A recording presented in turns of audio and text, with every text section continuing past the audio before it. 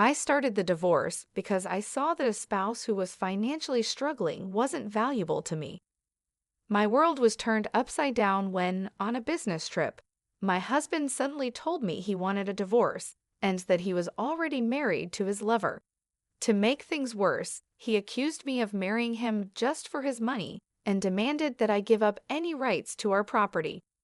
Facing my indifferent husband, who had always looked down on me since we got married, led to his complete downfall. My name is Lisa. I'm 40 years old. I was raised by a single mother after my father died when I was in kindergarten. Despite the financial hardships, we found happiness as a family of 3. Even now, with a decent job and salary, I still live frugally because of my upbringing. I married Larry, a wealthy man I met through a friend. I was drawn to his kindness and the new possibilities he introduced to me. After we got married, our different views on money and gender roles became clear.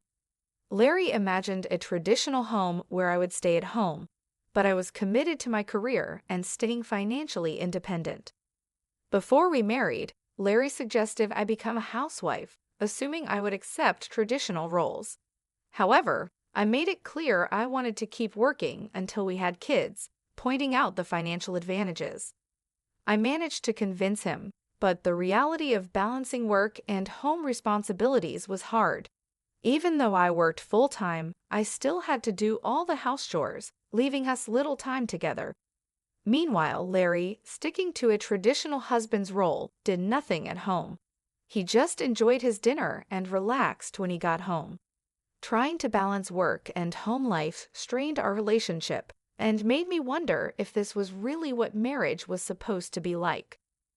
I was afraid to tell Larry how unhappy I was because I thought he might make me quit my job, even though he didn't help at home. I hoped that having children might improve our relationship, but we were becoming more distant, making me doubt we could start a family. Feeling it was urgent to talk about this, I approached Larry. "Hey, we should think about having kids, right?" I said. "Kids? You're pretty energetic for someone tired from work and chores," he replied. "It's not about that. I want to have children.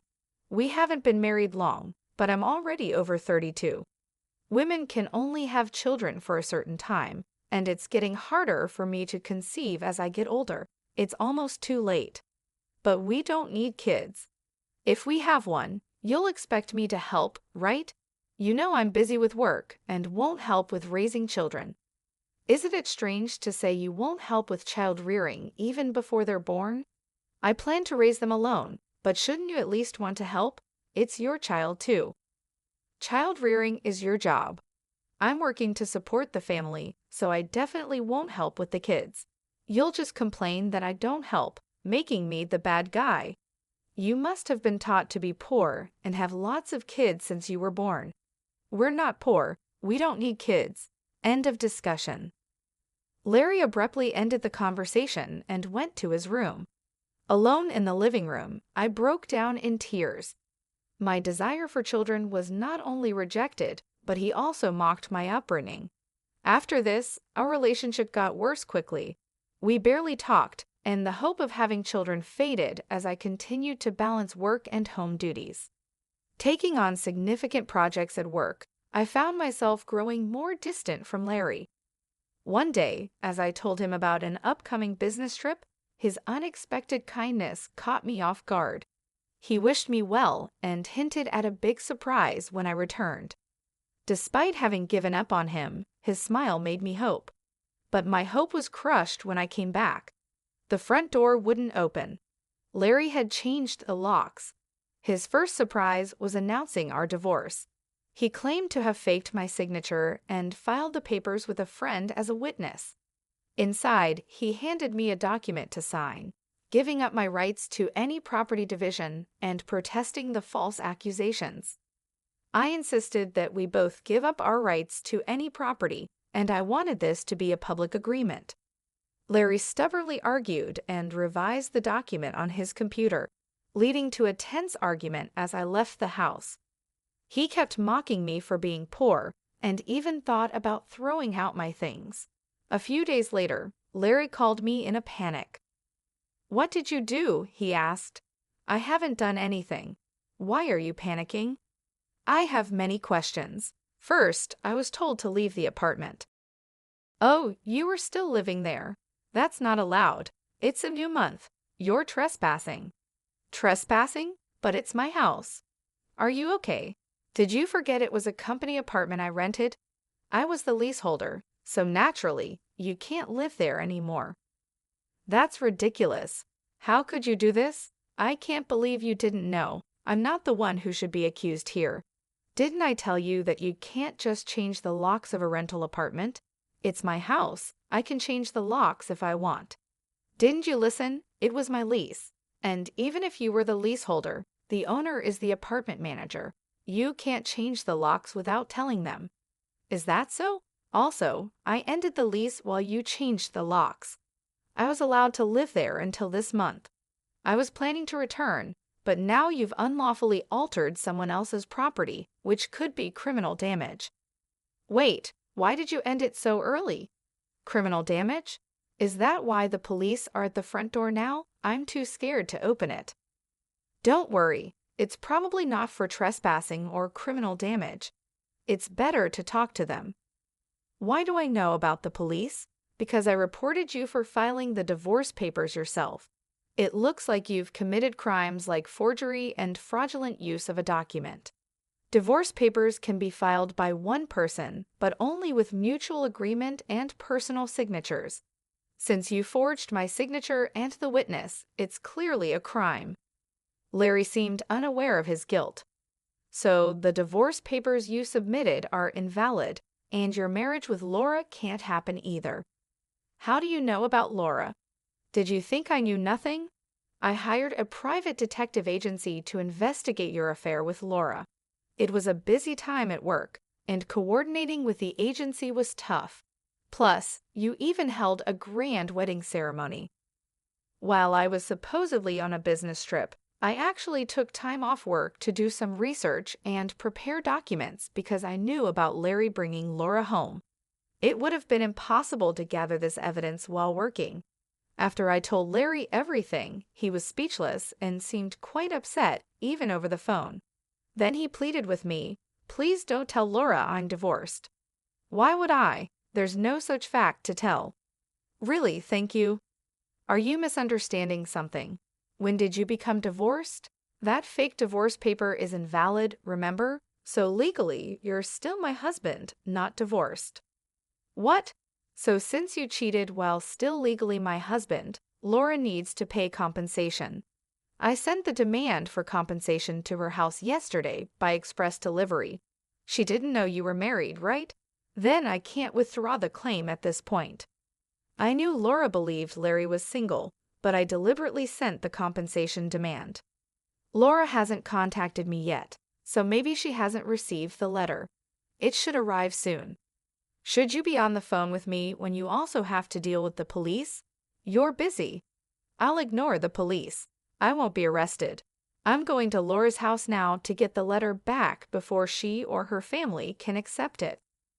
He then hung up and probably went straight to Laura's house to wait for the postman at the front door. I knew it would be futile because the letter was sent as registered mail to Laura only.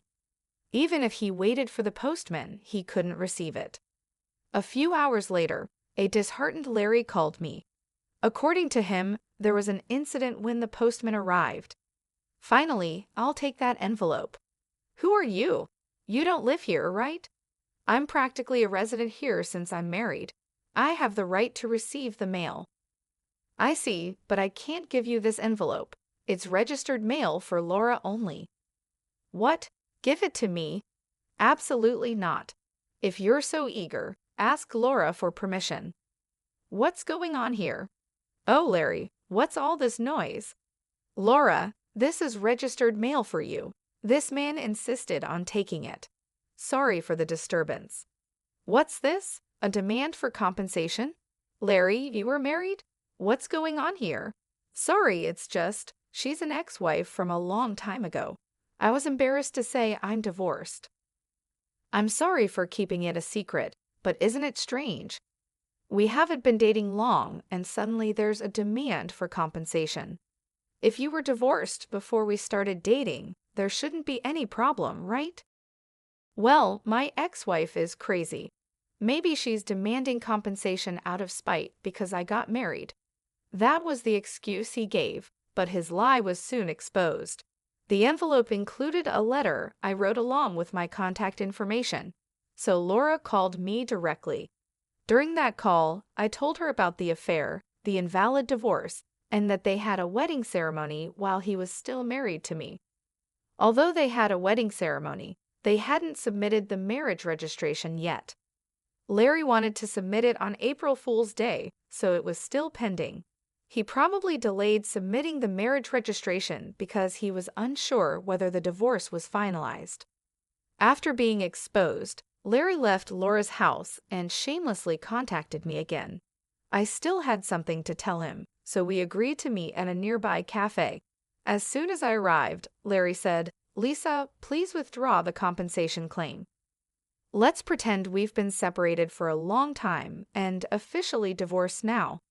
I can apologize to Laura for being secretly divorced and maybe cover it up. Do you think I'm desperate to stay married to you? I was going to file for divorce anyway, but since you cheated, you'll pay compensation." Just trying to extort money from me, huh? Typical of the poor. You have such a poor heart, he said. You're talking nonsense. Depending on my answer, everything can change. There's still an option where we don't divorce if I say no. You can't reject it, meaning you can't marry Laura and your marital status will be exposed. Fine, I'll pay the compensation. Just divorce me now. Sign here. Then, about property division. Property division? How much more do you want to take from me? Compensation should be enough. Remember, we agreed to waive property division, right? So let's make it official. All right, you're not as bad as I thought. Thank you. We then went to a public notary, made a public document for compensation and property division, and then to the city hall to submit the divorce papers, finalizing our divorce. Relieved, I exchanged final words with Larry. Glad we don't have to divide property. What are you saying? I'm the one who benefits from that. By the way, do you even have assets after paying me compensation? Laura will also claim damages. She mentioned charging you for the wedding expenses. That's impossible. I'm marrying Laura. She can't claim that we're divorced now, so there should be no problem. Still living in a fantasy, huh? You committed marriage fraud. You had a wedding while still married. Do you think Laura still believes you? Marriage fraud. That's ridiculous. Laura will believe me. Believe that if you want. I heard from Laura directly. Also, weren't the guests at your wedding paid actors? You still owe them, you know. You know about that? I haven't paid them yet. What does it matter to you? You could have just taken property division and been better off. That's what I wanted to tell you. Even if we had divided property, you would have benefited more. What are you talking about, poor woman? Your family is poor and you only make $230,000 a year, right? Even if you got a raise, it would be barely $30,000. You don't have any property. You keep calling me poor, so I thought you might be mistaken. Yes, my salary is indeed $145,000, but you know I work for a foreign company, right? It seems you have no interest in me, but I became a director of the American branch. It's not $145,000 per year, but per month. $170,000 per month, so that's an annual income of $2.5 million. You're still bad with numbers. How do you manage to keep a job? It's $2.5 million a year. $2.5 million? That can't be true. Of course, I haven't had the chance to spend such an amount, so I've been saving it for the future. The savings from before our marriage aren't part of the property division, but there's still a considerable amount since our marriage. So I could have received half of that in the property division. You were my wife after all. I'll get the divorce papers corrected. Are you okay? After all the contempt, you think I'd gladly undo the divorce if you have that much money? You don't need to claim compensation, right? It's just a small amount for you. He who laughs at 1 cent will weep for 1 cent. This compensation is for the mental anguish you caused me. I'd like to claim more, honestly. And since we've made it official, make sure to pay it, even in installments. I'll be penniless. Also, don't go back to that apartment. Your belongings should have been moved to your parents' house by now. You thought I had few belongings, but that was because I had already moved most of them. Were you that indifferent to me? I can have so little, so I have to go back to my parents' house. They don't know anything yet, do they? Let me explain. Don't say anything. I already told them everything. It's only fair to explain why we're divorcing. Oh, and your father said never to step over our threshold again, so I have nowhere to go. He collapsed and I left the cafe. Later, I heard he caused trouble at the police station. Despite my advice, he went back to the apartment. He just sat there aimlessly in the empty apartment until the manager called the police, and he was taken away. I'm not sure if it was for obstructing public duties, trespassing, or the falsified divorce papers. Eventually, his parents took responsibility for him. After talking with me and learning about Laura, they decided that apologizing and paying damages to Laura's family came first. They went to Laura's house to apologize, kneeling in front of her family. They settled everything without pressing charges for marriage fraud, even paying for the wedding expenses. I had expected them to sue, so it was disappointing they didn't. I decided to pursue legal action against him for forging the divorce papers. Larry offered a settlement, but I didn't withdraw the lawsuit. I didn't want him to think everything could be solved with money. I wanted him to be convicted and understand the gravity of his actions, even if it cost time and money. I left everything to my lawyer, so it wasn't too burdensome for me. Even though it took time, Larry, exposed for his actions and the marriage fraud, couldn't stay at his company anymore. After being detained by the police and subsequently absent without leave, he was eventually fired. He ended up living at his parents' home, working all day at a relative's construction company. His father took all his earnings, leaving him with no income. I thought his parents wouldn't abandon him, but they were stricter than I expected. They paid my compensation and Laura's compensation, planning to make him work hard until he repaid everything. He lived in a shed-like place with no electricity, receiving only $10 per day for food, deducted from his salary. They planned to kick him out once he'd repaid everything, a harsh fate. After years of hard work, I was offered a position at the head office abroad, so I moved overseas after the divorce was finalized. I worried that Larry might come to me for help or harbor resentment, but moving abroad alleviated those concerns. Initially, I thought work would be my sole companion for a while, but life took an unexpected turn. I soon found myself in a new relationship. I am now dating a foreign executive at our head office. Things have progressed quickly and I'm pregnant with plans to marry soon. I've shared everything about my past and my ex-husband with him, and he's been incredibly understanding and supportive. We've discussed our future together in depth. I'll be taking maternity leave soon, and we've planned for me to return to work afterward. He's enthusiastic about taking paternity leave and embracing the role of an active co-parent, which showcases a refreshing cultural perspective compared to what I experienced previously. My past experiences with my ex-husband were challenging, but now I finally feel like I'm on the path to true happiness. I am gaining confidence each day and moving closer to building the happy family I've always dreamed of. The journey here taught me a lot about resilience and the complexity of relationships. Many people endure suffering due to selfish partners, and while divorce isn't always the preferred solution, enduring in silence is certainly not a virtue. It's crucial to recognize that open and honest discussions can pave the way to meaningful resolutions.